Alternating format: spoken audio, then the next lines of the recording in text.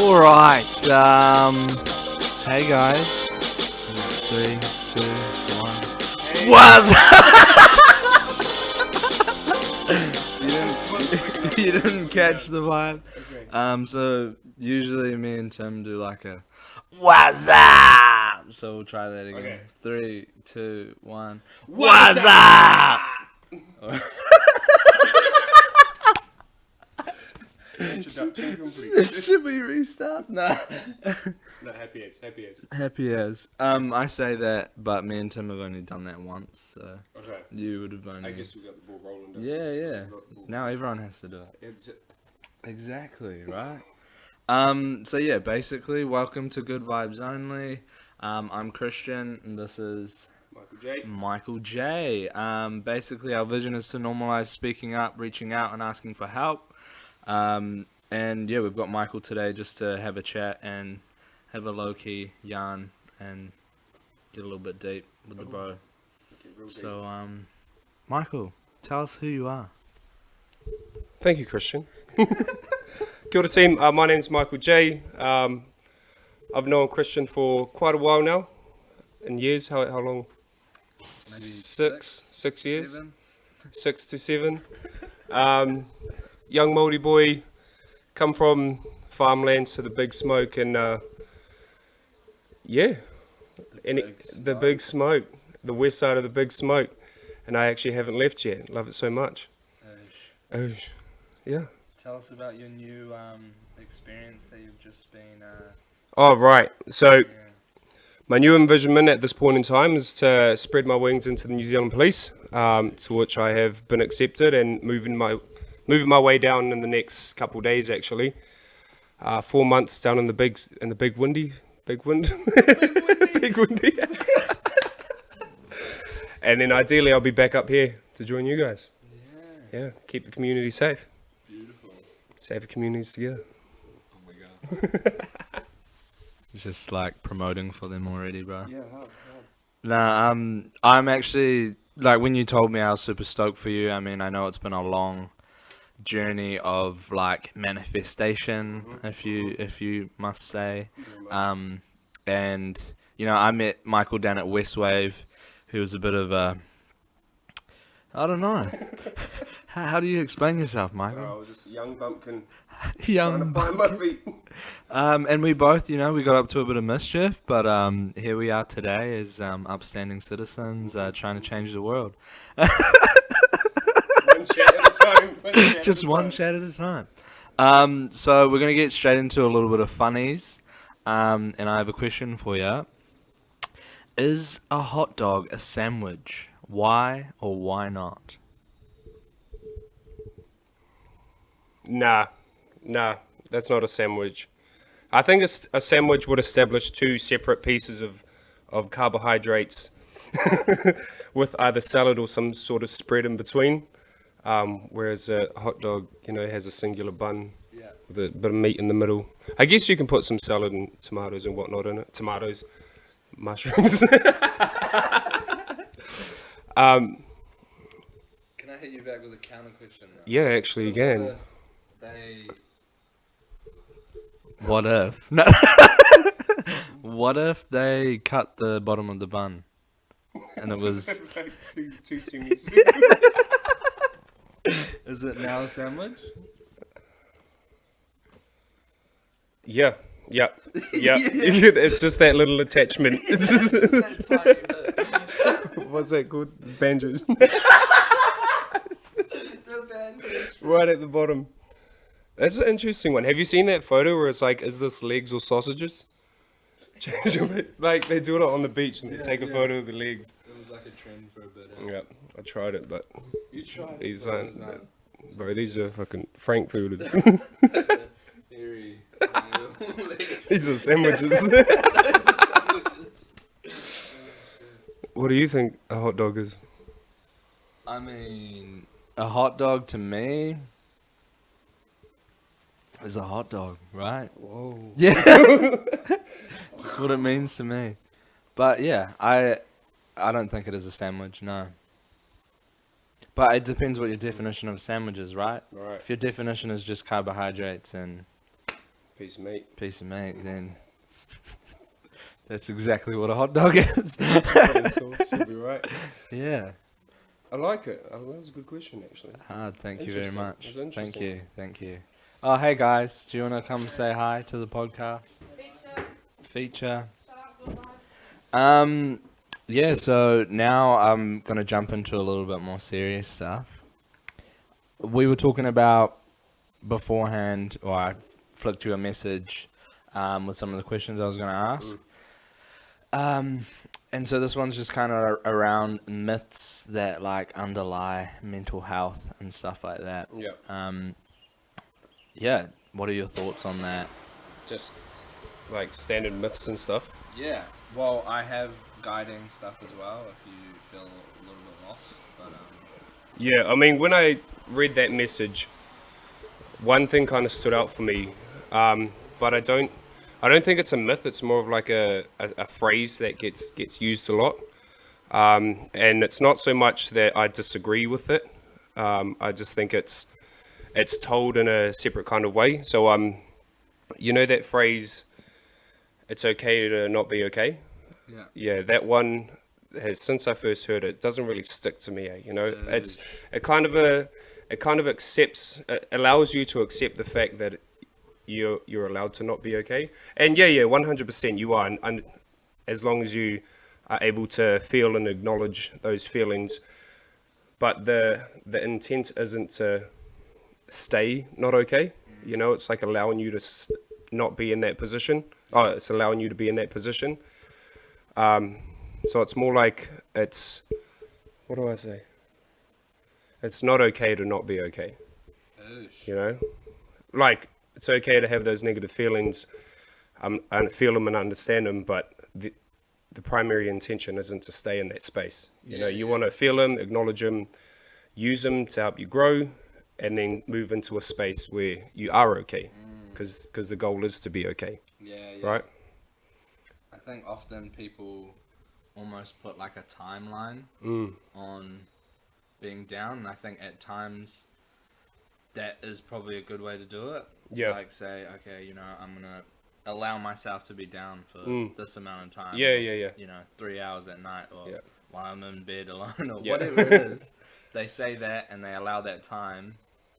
I think that is a good thing, but I think unpacking a little bit more around what you're saying, correct me if I'm wrong, you're more so like, it's still okay to not be okay, but the intention is to like move forward and push towards a better version of yourself, and that's always to be okay. Yeah. So it's it's more so using that phrase to stay where you are. You know? You want It's a bit of a cop out, or you think it's a bit of a cop out. Yeah.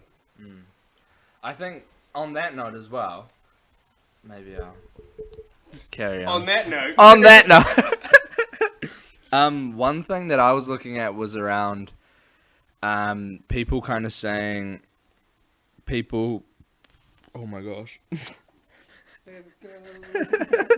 people with mental health issues should just harden up. How do you feel about that comment?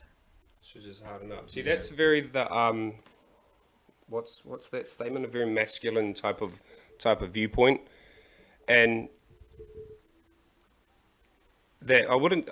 Yeah, that's a very rude statement to say the least. And you know, everyone's fighting their own battles on their own journey, so you don't really know what people are up to or going through. So just using that as a broad statement, that's very no. In some aspects, personally, I use that as like a form of, okay, pick yourself up. You've got business to sort out. Sort your shit. Move on. Rather than trying to wallow in something, victimize myself in that kind of a sense. So I guess time and place. Obviously, if it's something really big with someone that actually has mental health problems, probably not the best approach to go with. So come on, dude. But yeah, I couldn't really categorize that into anything specific. For me, it works. For myself, like if someone else told me to harden up, I'd be like, oh, okay, all right. But yeah, then again, it's all that stigma around that part too. 100%. You know, does it work for you? I think, like you said, it's a very masculine way of looking at it. Toxic masculinity, yeah, that's the word. yeah. Because you look at someone, I don't know, I've been doing a little bit on my journey, like through this mental health stuff. I've been looking at things like David Goggins and how he approaches things, and he's just very like, conquer your inner bitch. Like, you like got to get through this, blah, blah, blah. And like, I think there's only if you struggle with mental health, you can really understand the fact that you can't do that 100% balls to the wall all the time. And like, as a motivator for me, that's been mean, especially with the fitness stuff. Like, bro, keep pushing. Just don't listen to that inner beep. But like, you can't do that balls to the wall all the time. No. So I think also there's a lot behind mental health and mental health issues, and the fact that like, I think depression, anxiety, all these things are compounding. They're things that are intergenerational, like they cross generations, they cross all cultures, all this kind of stuff. And people go, I suffer with anxiousness, and it's like, everyone gets anxious, bro, but you don't have anxiety. You know what I mean? You get up and you want to do a speech, you get anxious, but you don't have anxiety. Or everyone gets sad. But you're not depressed. You're not depressed. And I think, a lot of people struggle to understand or empathize, put themselves in other people's shoes, unless they've experienced it. And I think a lot of the time, like, we're talking about this toxic masculinity stuff, people just kind of say, you're a little bitch, harden up. And I don't always think that's okay. I think personally, as a motivator, I'm fine with doing it to myself. Because it's to yourself. But then there's that other side of the coin where it's like, if I spoke to someone else the way that I spoke to myself, someone want to shoot me, bro. Like, but yeah. Oh, you got it. Touched on a couple good points there too. So, a good thing that society is doing is they're actually allowing not just men but also people in themselves to be able to express themselves and understand those feelings, and it's okay to feel those feelings. But almost like you said, it's almost expected to have mental health problems now. Like, you can be sad and not be depressed. You can get nervous and not be anxious. It's almost expected for people to have some form of mental health, which makes it harder for the community that actually does, where it is a problem and it is something to work through. Because then it can just be washed away. It's flooded, or it's too many people saying the same thing. But not really feeling the same thing. Whitewashed, eh? Whitewashed. Or blackwash can be now. Alright. What was your next question? That was a good chat, actually. I like that. Thank you, mate. Thanks. Uplifting each other. That's what we're all about here. My next thing, I don't know why my conversation, I guess you are a male, so it is guided towards like how we see the world and our worldview. It's kind of, what's your thoughts on real men don't talk about their problems or ask for help? Yeah, see, I really fit that bill 1,000%. That's me to a T. Like, the way I see it is like, my problems are my problems. So, when push comes to shove, I still got to deal with it at the end of the day. Talking about it, for me, if I'm just venting myself to someone else, the problem's still there. I've still got to go deal with it. And I've really only told that to a very small handful of people, and they've given me their own perspectives, saying like, you could share that problem and get another perspective about it, or get another viewpoint. But I'm not really one to say, hey, I need a hand, unless I genuinely need a hand. Then I'm like, okay, I need your help. But I'm not afraid to ask for help, but I'd rather deal with my stuff myself, if that makes sense. But to classify real men to say that they don't talk about their problems, that's very very old school, you know? Like, yeah, deal with your stuff. Everyone has their own problems in their own sensible way. But when you need to, like, definitely speak up and ask for help, whether it's mental or physical, or any way, shape, or form. What was the other part? Ask about their problems. And give me a sec. Real men don't talk about their problems or ask for help. Yeah, I think the definition of a man has definitely changed over the last, not even few years, but few decades almost as well. You know, the big macho dude that's always protective and provides, still sticks around, but it's a bit more fluid now. You know. Oh, excuse me. Ooh. Another one. Yeah, monster coming out. But yeah, that's my viewpoint on that. Yeah, simplified. No, it's not the same anymore. Not the same. Not the same.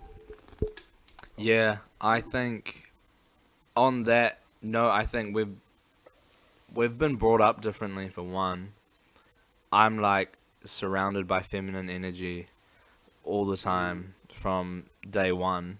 True. So I deal with things and problems quite a bit differently to the average male. Not to say I'm not a man, but no, I'm kidding. But like I do talk about my problems, but I think the masculine side of me comes out where I think logically. Yeah. I try not to, I wouldn't say complain, but I try not to just like, but bro, have you ever tried it just to like vent, like Verbalize. yeah, just verbalize, and there's no solution. It's just like blah, blah, blah, blah, blah. It feels good. Yourself? No, it's out someone else. Oh no. It feels good, bro. Straight up.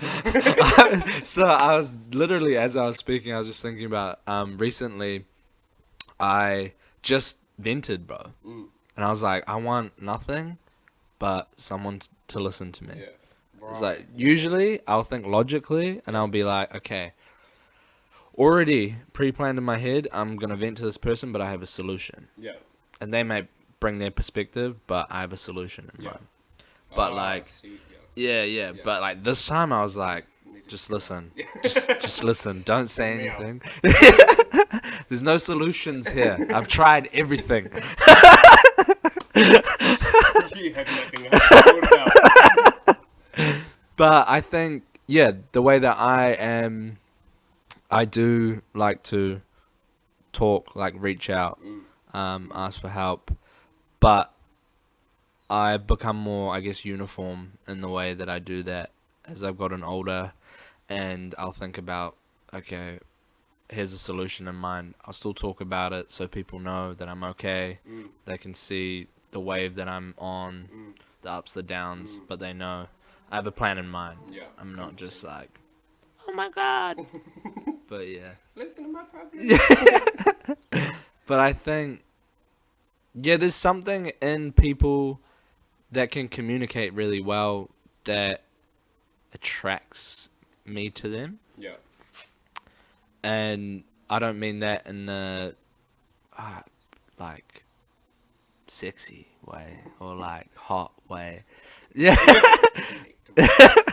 I just yeah, a connecting way. I just think it's mean when people can communicate, one, how they feel, and then two, what they need. Yeah. You know, like there's so many people in this world that kind of like say all these things or complain all the time or however you want to say it, but they don't communicate what it is that they're feeling and what it is that they need.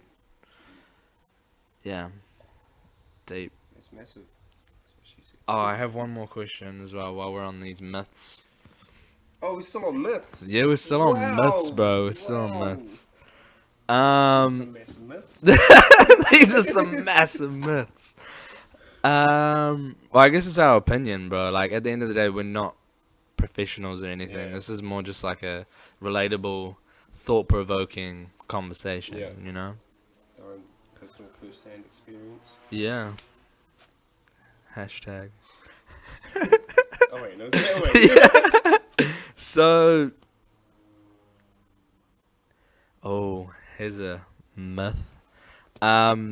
People with mental health problems are just making it up, and really, they are just unreliable. I guess that's more like mercurial if you do that, you know? Like if the person is genuinely making it up for either the attention of some sort or just, you know, wanting to vent at all times with everybody they see, that's just pure negativity, eh? You know? Like similar to what I said earlier, it kind of just lets people with proper mental health problems just get whitewashed away in a way, you know? No.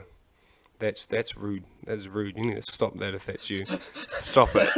That's rude. Sort your problems. Have some focus. Harden up. Oh, No. no. JK, seek help.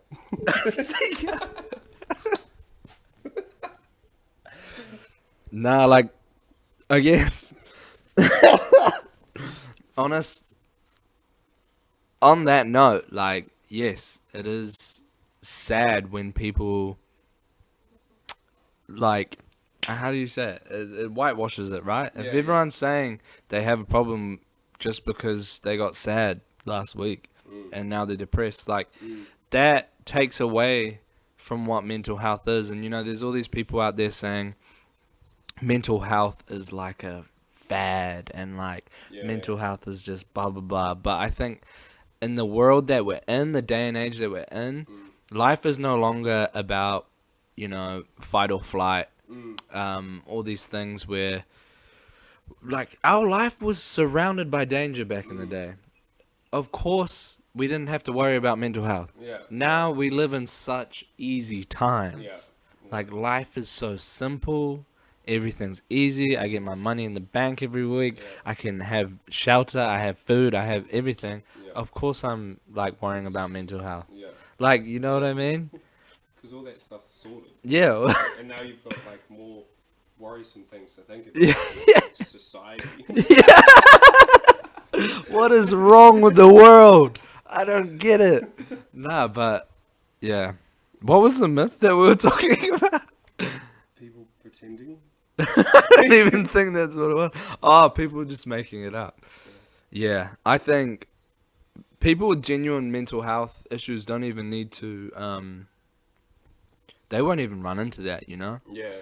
If they have the right people around them, they give enough people that, you know, they communicate right. They surround themselves with a group of people that care about them. That's not even an issue that they'll run into. But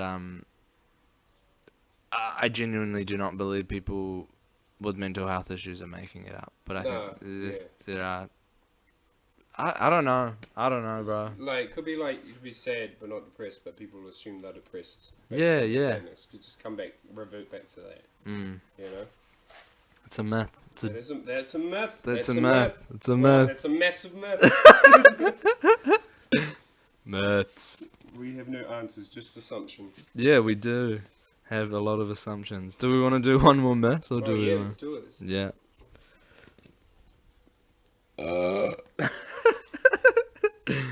Okay.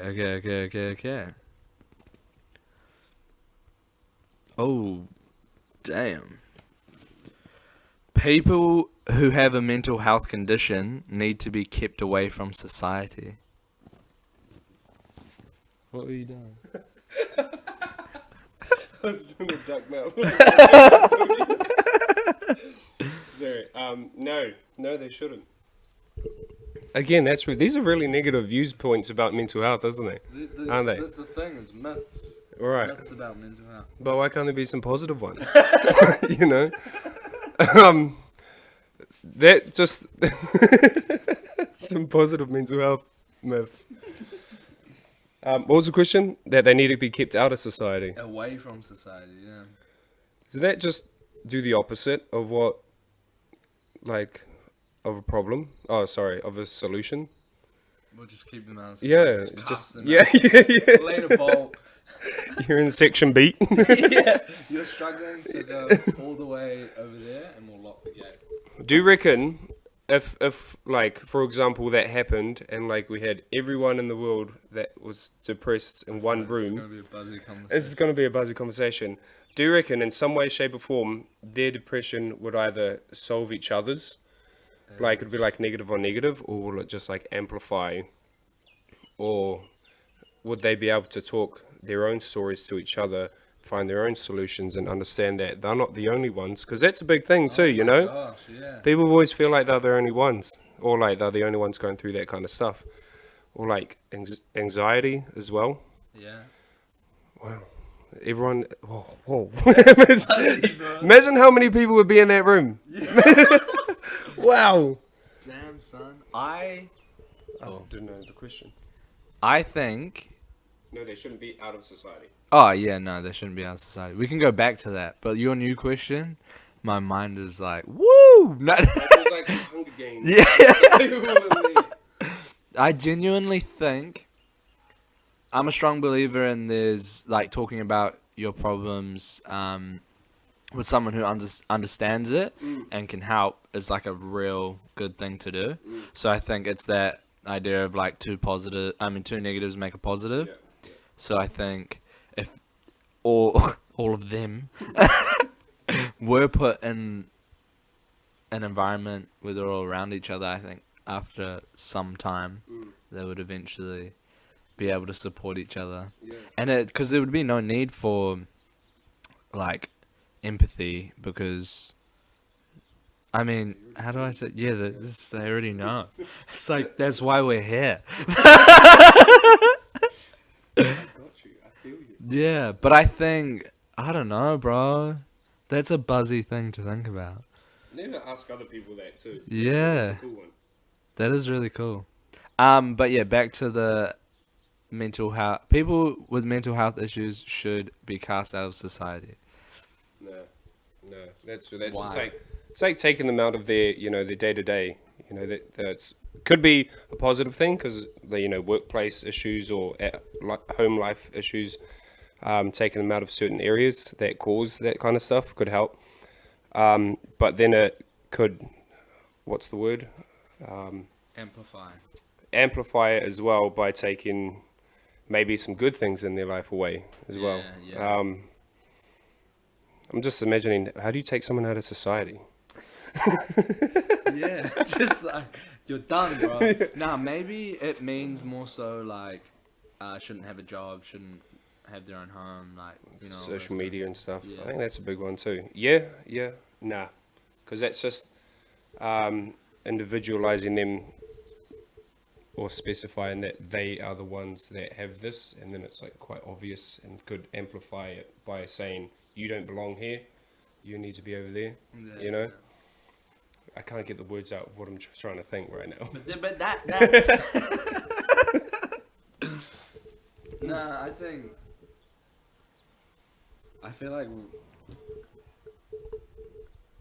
it's a fat myth. Not a massive one. It's a fat one. No. But I genuinely believe people who suffer with mental health issues are like your regular everyday person. You know what I mean? Yeah. Like, you don't know the battles someone else is going through. It could be your work colleague, your family member, like, I don't know, random community person, that you see at the bus stop every morning. Like, you have no idea. And they still can work a job, pay rent, buy food, go to the groceries, like all these kind of things. Yeah. So they're like a contributing member of society. Yeah. So I just don't see any difference between someone who suffers from mental health and someone who doesn't, unless they want to talk about it to me.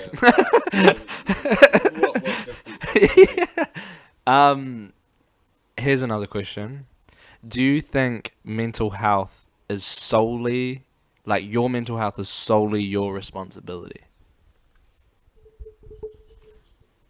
Yep. Have you that thing where it's like happiness is a choice, like choose to be happy, kind of thing? Yeah, it more or less is. So I'm a firm believer in that. So what I go through and the way I, what's the word? React to situations, that's my responsibility. So if something happens to me, I can play victim and be like, oh no, I'm so sad. Or I could take that on board, use it as feedback, and then cater not so much myself, but the way I react to something to make it better for the situation. Yeah, I reckon it is. So like, someone else can't make me happy. I can't rely on someone else to make my life easier. Like a new job it could make it easier, but it's my choice if I'm gonna go for that, or if I choose, say that's gonna make me happier or better in life, more or less, So yeah, I reckon it is an individual. What's the word? What'd you say? Choice. Yeah. Not solely your responsibility. Responsibility, yes, I do believe that it is our responsibility. Like Will Smith, when he said, with was it Jada Smith? It's like, she's not my happiness. Yeah. I bring my own happiness, and then that person's supposed to bring their own happiness. For sure.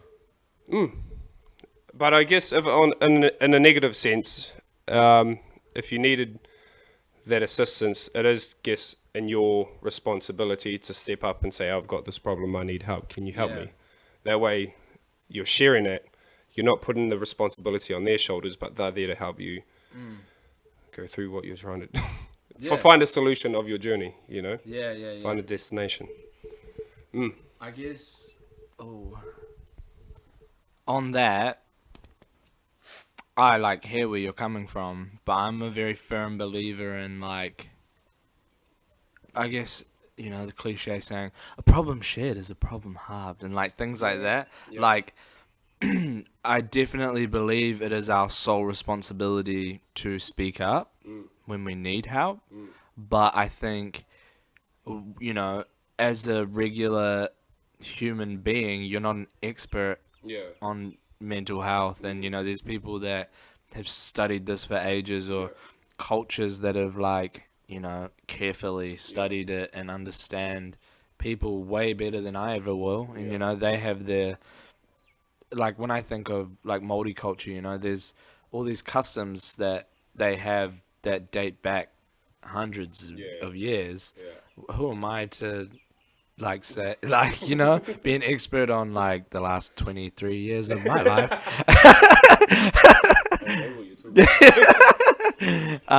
But yeah, I don't believe it's solely our responsibility. I think we have a level of responsibility where we can fill our cup to the point that we can, but I think if you are genuinely struggling with mental health issues, there comes a time potentially where you can't do it alone. Yeah, 100%. But I get where you're coming from. I think there is a responsibility of every individual to do the best that they can for themselves. But there comes a time where you need to reach out. Either I need your help. exactly. Either your predisposition to mental health issues, or shit just gets too hard. Yeah. Okay, let's get to some funnies, because I feel like we've gone on a long track of deepness. We've gone deep in these massive myths. Massive myths. That should be the segment. Massive myths.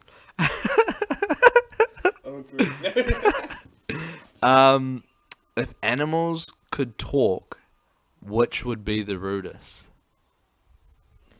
Which would be the rudest? Yeah. Alright, straight up, I reckon rude or sassy, because I reckon raccoons would be pretty rude. Come and take your shit. Cats would be super sassy.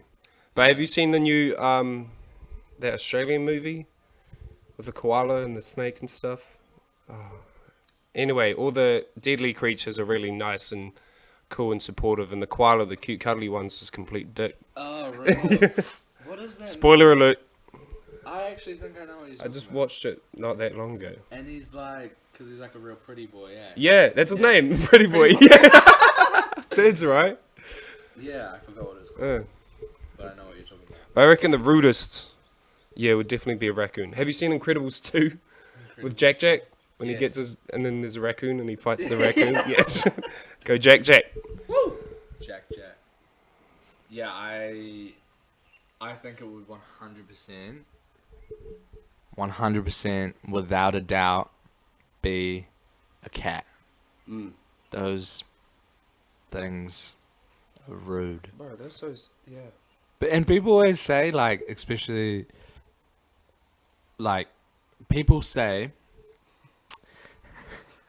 I was trying to say, like, especially these kind of people, but, like, I'm not gonna, I'm not gonna categorize. Crazy cat ladies. People always say, you know, we don't like cats because we can't control them.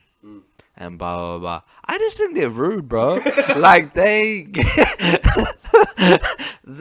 expect you to, like, put food in their bowl every day. You know, like, feed them.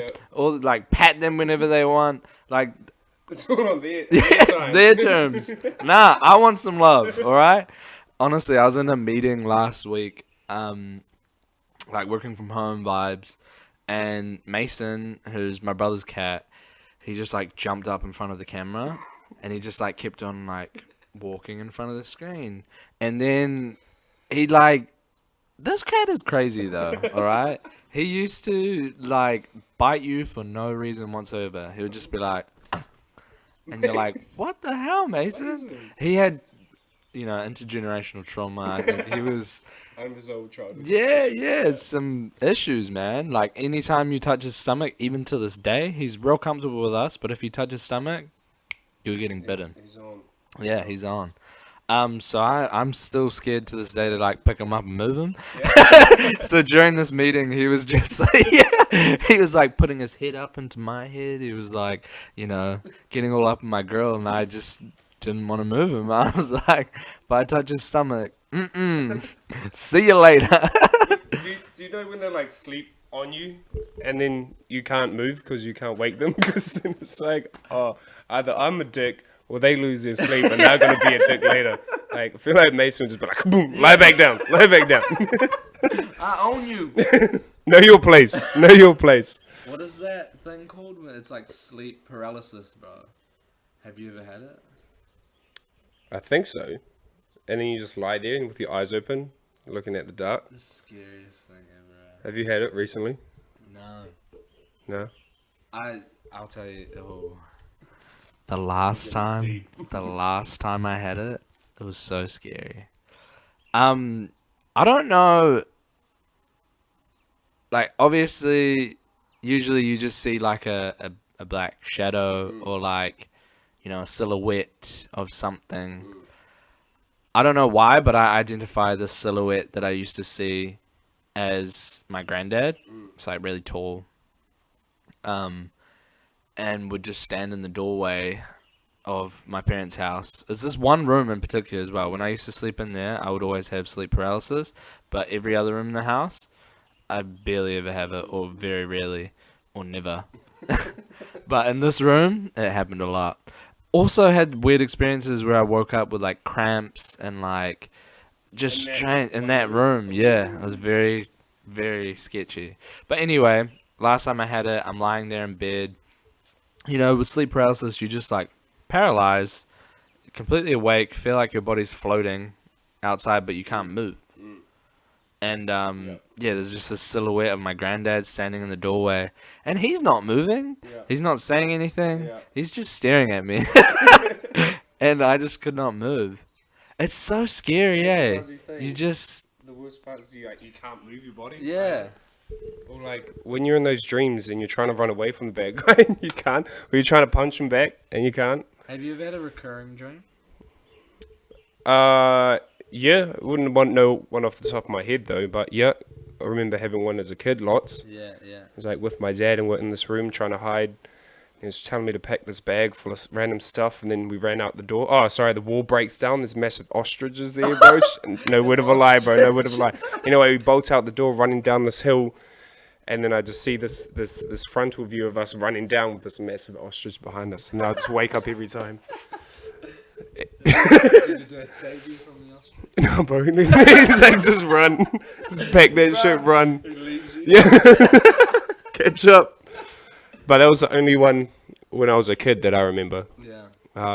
As I've gotten older, maybe not so much. But I'm sure I have. Yeah.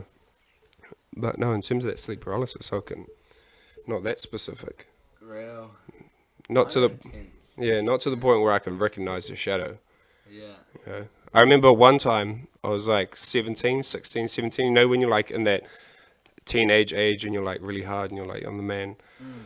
I had it once, and I remember I had my eyes open and I was like trying to look for one, and I'm like, show yourself, and I was like, he's not coming out, go back to sleep. That was it. Show yourself. Where are you? Crack up. Yeah, I've had recurring dreams. Strangely, it's always of me. Before I could do backflips, it was always me doing backflips. Ooh. Yeah, and I used to wake up and be like, wake myself up. Yeah, you know when you do that, and you or like just as you're falling asleep, and then you're like. So my recurring dreams were backflips, flying, and Dad getting chased by a swarm of bees. Ah, see, Yeah. animals fucking chase. Yeah. Always an animal. Something. What is it? Someone needs to unpack that. If you understand dreams, Bro, it's the birds and the bees. and the flowers and the trees and the moon up above, and a thing called love. Thanks. Thank you. Okay, let's get deep again. Let's take us on a journey, Michael. Can you tell us a little bit about your experiences with mental health, and you personally, or someone that you know? Yep. Sure, Christian. I don't want to name names or anything, but I've been lucky enough in my life to not experience anything specific at all. So for when it comes to some things like this, I'm more of like I've been sad, but I'm not depressed. I've been nervous, not anxious kind of person. So I've been lucky enough in that aspect, and I've spoken to a lot of people who do experience that on a day-to-day basis, and hearing their stories is very, very eye-opening to the fact that, like, I would see a situation and be like, oh, whereas they would see a situation and be like, nah, you know? And it's like, why? Why do you feel like that? And they would explain it. And in my eyes, I'm like, well, yeah, that's exactly what it is. And they're like, no. And I'm like, wow, that must be shit, man. Like, that must be shit. More specifically, yeah, I'd say I know more people with anxiety than I do with depression, which is cool. Well, not cool, but it's good to know that people aren't as sad as they are nervous. I would say, through high school, going through the younger days would be my most likely experience with either depression. My mum used to think I was depressed. She was like, are you depressed? I'm like, no. Because you're emo, eh? Yeah, I was emo, but I don't think I was ever depressed. I guess if I got it checked out, it might have been, but Yeah. I don't think it lasted. It might have just been a phase, Might have just been a phase. Just a phase. Yeah, bro, like, it's totally... I'm so sad. What's the American, like, music? It's like punk, punk rock. Punk rock. I feel like you used to listen to punk. Oh, emo. Yeah, hard. All the time. I still do sometimes. And when you... Some Linkin Park. Very baseline there. Lots of Green Day. Yep, 100%. No.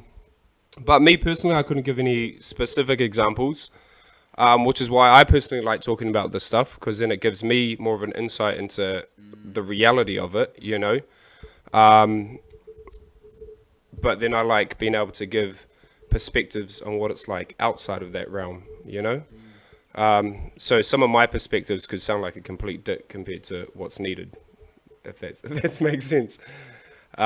So I'm a very logical thinker when they're like, I've got this problem. It's like, just focus on the narratives. But in terms of those people around me, I can't really speak for anyone, but I know coming into certain situations, especially social,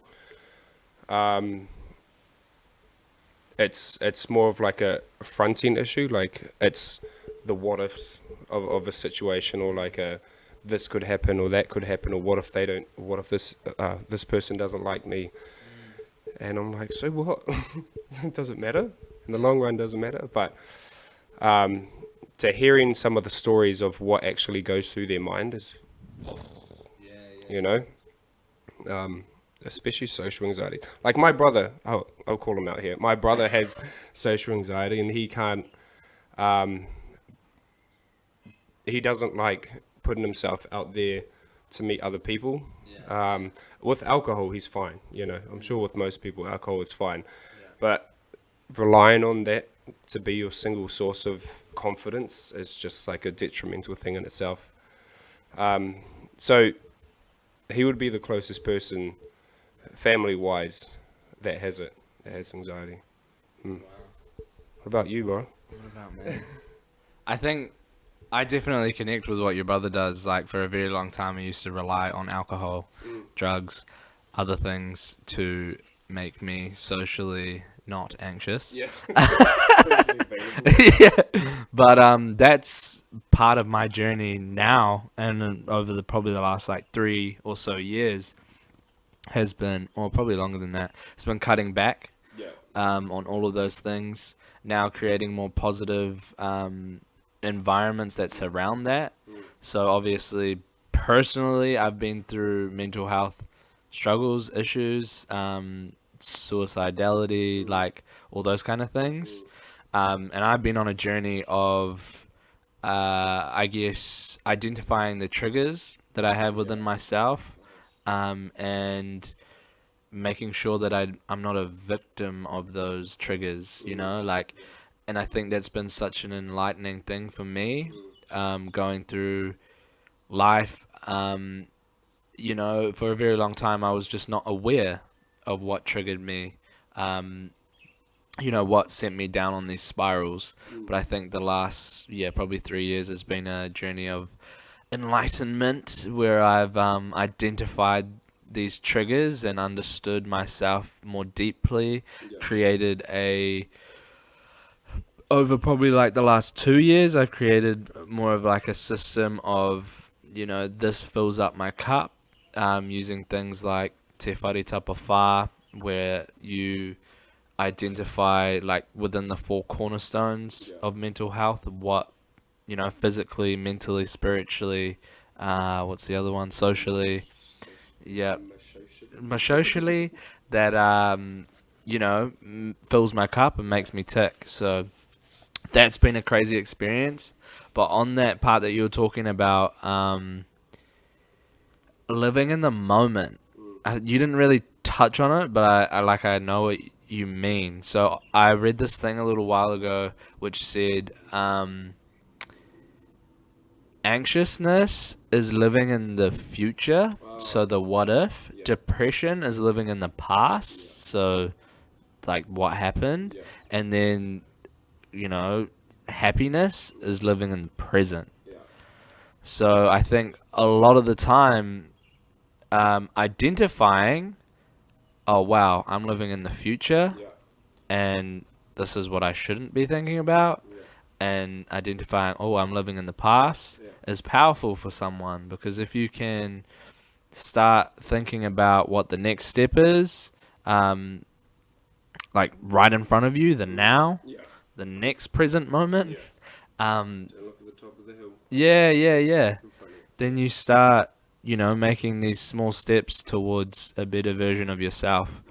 And instead of, looking at the top of the mountain and feeling so small, you're like, you know, okay, that's my next step.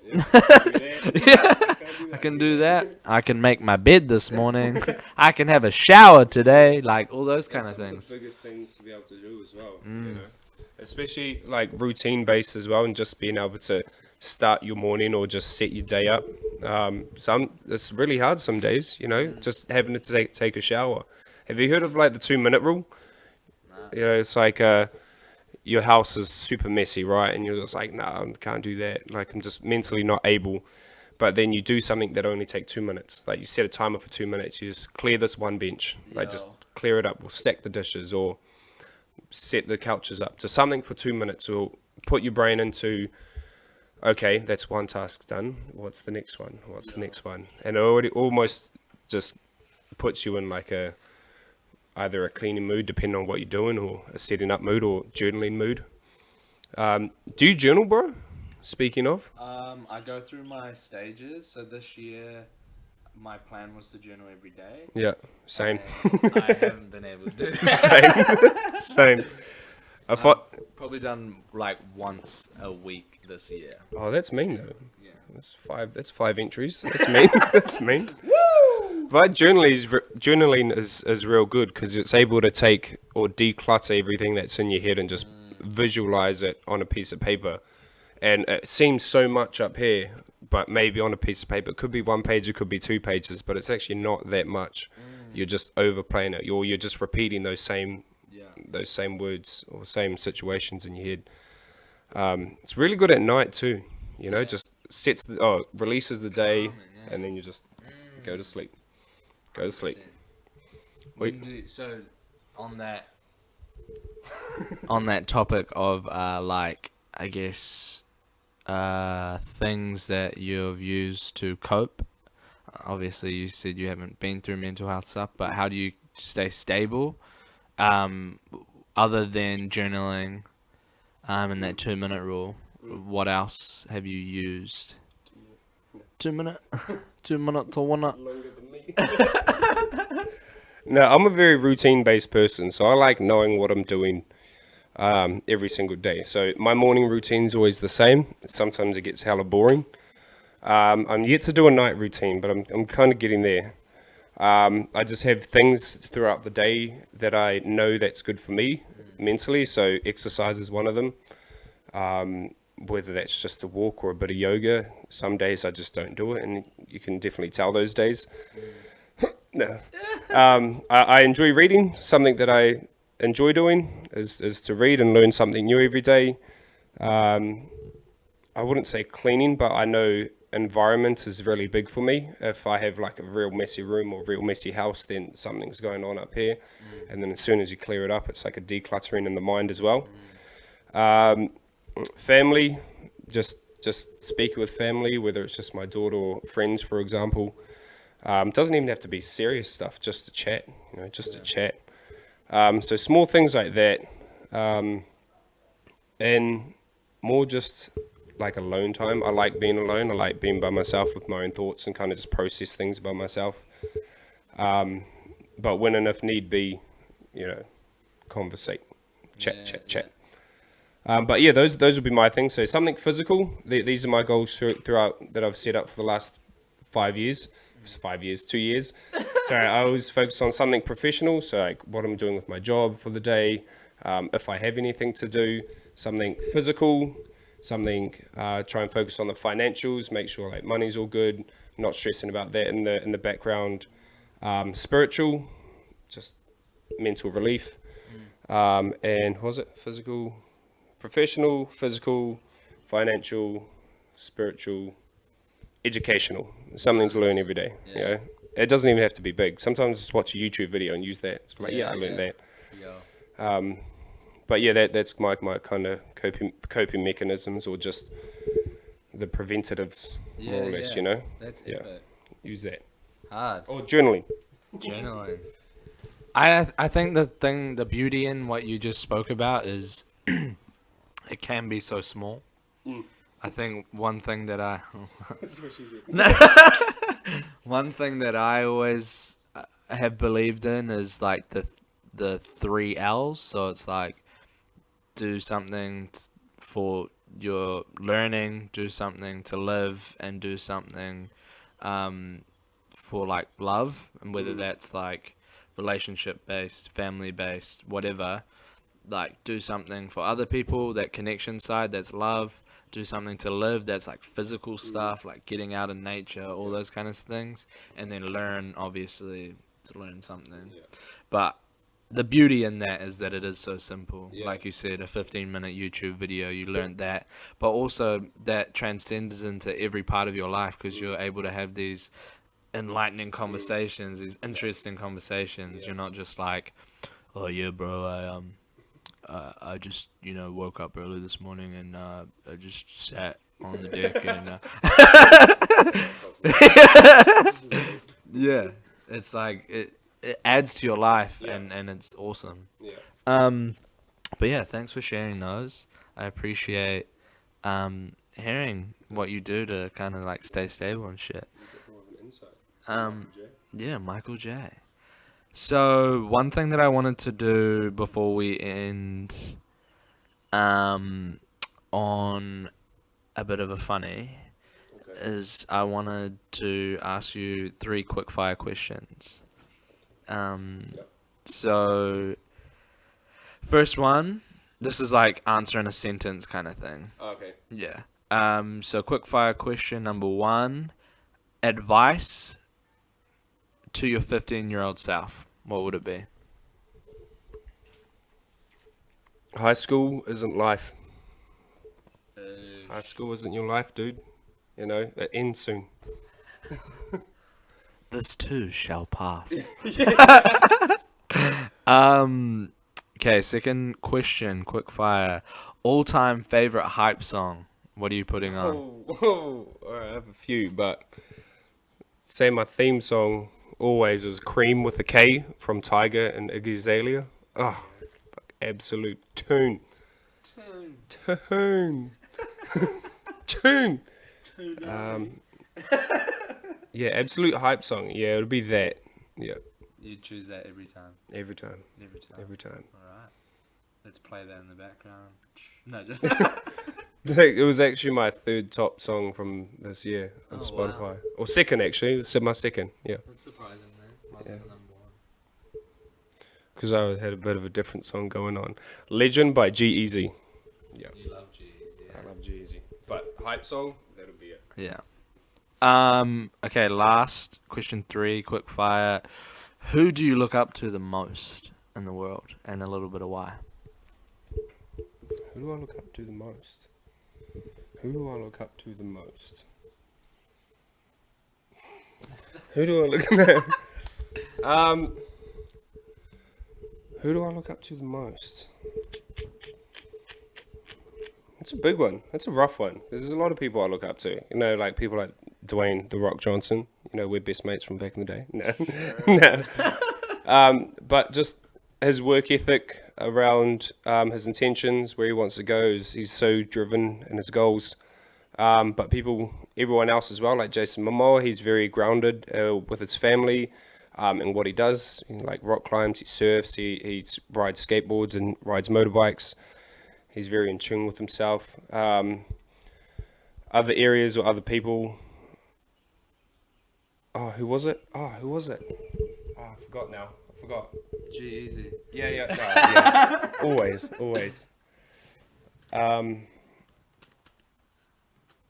Bro, I've lost it. You've lost it. Anyway, who's your ones? Let me think about mine. I think I could check my phone. I don't have anyone. No jokes. Nah, I guess in my life, I look up to different people for different reasons. Personally, like in a financial aspect, probably my dad, like the way that he could protect and provide for our whole family. Empathetically, probably my mum. I don't really like vibe with celebrities that much, so like I'm like, yo, that's cool. For like funniness, probably Kevin Hart, like look up to that guy. I'm just like funnier than him though. No. Good vibes. Good vibes only. But yeah, and I guess there's different people I've encountered throughout my life that I'm like, yo, for this specific thing, I look up to the most. But yeah, I don't have one person. Yeah. It's a hard one. Yeah. What's your last one? But someone like Laura Horvath or I've lost it again. Like Matt Fraser and stuff, like the big CrossFit celebrities. It's not so much like the people themselves, it's the values that they carry and the discipline that they have. Yeah. That's more so what I see in those people. Zach, that's his name. Why can't I think of his last name? Galifianakis. Yeah, that too. But yeah, it's more so the values in people that carry. Like values in you, I really admire. Values in my family, I really admire. So I look up to you in that aspect, you know. Wow. Yeah, it's so tall. Wow, bro. But yeah, those would be my peeps, my values. Nice. Okay, well, yeah, I mean, I look up to them. Yeah, they are quite up there, aren't they? We'll end on a funny. What do you think would be the worst buy one get one free? Oh. Oh, I didn't even think about this one. I'm just trying to look around now, eh? What do you have that you don't need to get? Yeah. What if you got like... Oh, I'm just trying to think. Like something simple that you have in your day-to-day basis, but you only need one thing of. Like, what if you got another one, you just really didn't need it? Like a wallet. Yeah, like a wallet. Well, if you got like... You know how you like buy two, get one free? What if you bought two shoes and you got extra one? That would be completely pointless. Just two shoeies with it. Two shoeies. Two shoeies. Yeah, it could be like a display shoe. Yeah. Initiation. Yeah. What would yours be? Have you ever done a shoey? And what would yours be? What would yours be? I haven't done a shoey. I need to do a shoey. This is why I stopped hanging out with you also, Michael, because every time we hang out, I get obliterated. Like, last time I hung out with you, I got home at like 5 a.m., like, or probably like 4:30, like just before you were about to leave to work, I left. It was bad. Yeah, that happens. It was bad. Every time. Every time, without fail, like, we'll say, oh, yo, just, you know, a light one, just a few. What's that when we went to hang out? Just chill and catch up and then went back to Oh, yeah. Yeah, that was that night. Anyway, what was my question? Oh, worst buy one, get one free. I think it would be those gifts that, like, you never wanted in the first place. So, like, you know, bless your soul if you buy me a Lynx, like, pack, but I don't want that. Yeah, and if you were to buy one and get one free, like, don't give it to me. Pay it forward. Yeah. I mean, there's probably someone out there that needs that, but that person is not me. I appreciate you, but no thank you. Other things, I don't know, like those generic gifts, I don't know. Favorites and scorched almonds would probably be mean to get buy one, get one free on. Because then you could give away two. Yeah. One, give two. I don't know, maybe something like an enema. Because, you know, like, what enemas are for, eh? Like if you're blocked up and you're constipated. So, because if you solved the problem, why would you need the other one? You know what I mean? Right. Ooh. Or like laxatives. Mason? Yes, that's Mason. Hey, Mason. Don't touch his stomach. I'm gonna touch his stomach. He just gave me a look. Oh, should we see if he swipes the mic? Nah, he didn't. Anyway, if you've watched this far and you're not really bored, I'm proud of you. And I thank you a lot. Hope you've learned something new. Yeah, I hope you've learned something new. Thank you for joining us through this little corridor.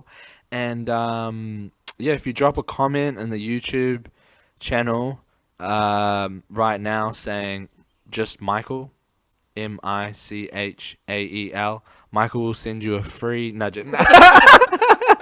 Nah, we'll send you a free shirt. So Michael and your shirt size, we'll send you a free shirt.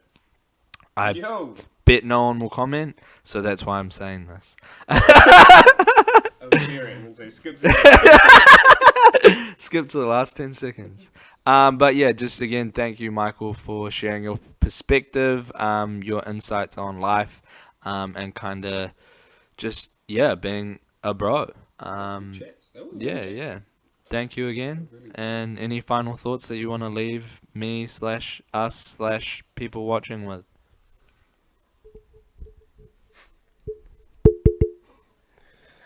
Only good vibes. Hey! Much love, team. Be good, be safe, make good choices, eat your veggies, drink your water, have a good life.